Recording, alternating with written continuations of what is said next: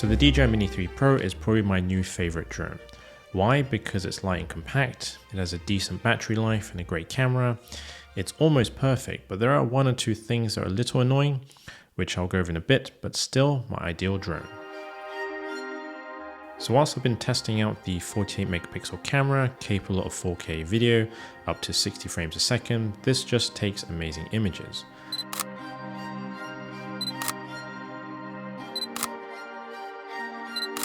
You can save images as JPEG and RAW, record video in a D-Cine-like setting, which gives you a more cinematic look.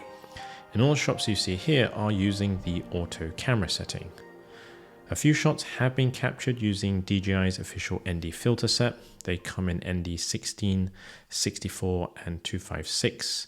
It comes in this nice little case. I find it doesn't close very well. And what would have been nice is the ability to place the original cover in the case. But you can't because it's too big.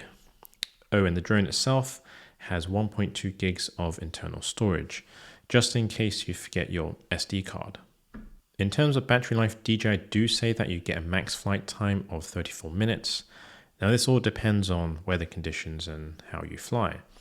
But in my testing, I flew with 1, the very windy conditions, and I mean windy, 2, with video recording almost continuously, and 3, I was testing the various quick shot modes with that DJI offer whilst recording video. And with that, I managed to get about 20 minutes of flight time before the remote started beeping at me to tell me to start landing, which in my view gives you way more time to fly and position your drone for photos and videos, and not constantly having to worry about battery life. I remember having the first Mavic Air, and whenever I took off around 10 to 12 minutes in, I would need to start bringing the drone back. Now the DJI RC Remote is optional.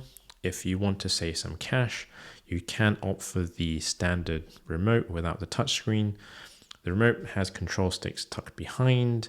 It has easy access to the video recording, photo modes, and dials to control the gimbal and zooming functions. It has inbuilt 8 gigs of storage and a micro SD card slot. The touchscreen is a 1080p screen, and the software looks like to be running some Android software with the DJI app. And if you're thinking what it's like using the screen under very sunny conditions, it's fine. I tried to get video footage, but because the screen is somewhat reflective, unfortunately it's not a true representation of what it's like. But you have my word, very visible in really sunny conditions. A quick side tip here, if you use your phone with the DJI app and you struggle with the screen brightness, specifically with the iPhone, you might want to check the reduce white point setting. I'll put some instructions on screen or in the description below. The battery on the remote is great as well. I don't find myself needing to charge it as often. To give you an example, I used up all 3 DJI Mini 3 batteries in one go, and the remote still had something like 70% battery life, way over 50%. The remote is large, much larger than the drone itself, but after using this, I prefer it over using the phone and cable. Less cable and less fiddly. It's got a nice, good grip, good weight, and the screen is a good size as well. Also, to get to settings, which isn't obvious, you can just drag from the top of the screen and you'll see the status bar. But if you do a full drag to the bottom of the screen, you'll be able to access other settings and adjust the screen brightness. Really important for those bright sunny days. Now I did get the Fly More package. I personally think it's worth it. Let me just grab it. You get an extra 2 batteries, a charging station, extra propellers, a nice protective case with lots of zip pockets. In the US, it is $189. In the UK, £159. A single battery alone costs $65. So if you have the budget, I think it's worth it. So some things I didn't expect from the Mini 3 drone is 1, how well it handles in really windy conditions. For the size and weight, you'd expect it just to be blown away. And I have received the strong wind warning message on the remote, but I was still able to maneuver the drone within reason. 2, the constant stable connection between the remote and the drone whilst flying.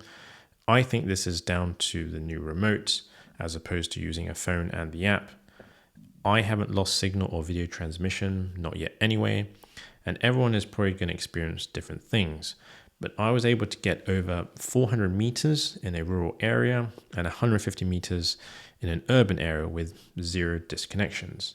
I did get a RC interference message now and then, but I was still able to pilot the drone. I remember in the past with the Mavic Air and Pro, I completely lost signal with the drone, even at a distance of 100 meters, and that was not fun at all. And 3, how quick it is to pair up the remote and the drone on startup. It literally takes 10 to 30 seconds. Now onto the slightly annoying things, and I'm really nitpicking here. The gimbal cover. It is fiddly to put back on. Just trying to get the gimbal in the right position before you put the cover back, it's a small annoyance. If you're the type of flyer that needs a quick getaway, be prepared. Number 2 is no landing legs. It's not the end of the world, just makes takeoff and landing a little bit more tricky on certain surfaces. And 3 is the size of the remote. It's big, bigger than the drone itself, but I can't complain about it because the screen is fantastic. It provides a stable connection with the drone and it's a nice size to hold on to. So somewhat a reasonable compromise. If you are looking for a drone that is stable and portable, aside from the remote, has forward and backward and downward sensors, and you want to take amazing shots with decent battery life, then the Mini 3 Pro might just be for you. Alright, thanks for watching. Hope you found it useful and entertaining. If you have any questions, leave a comment down below, and I'll catch you in the next one. Ciao for now.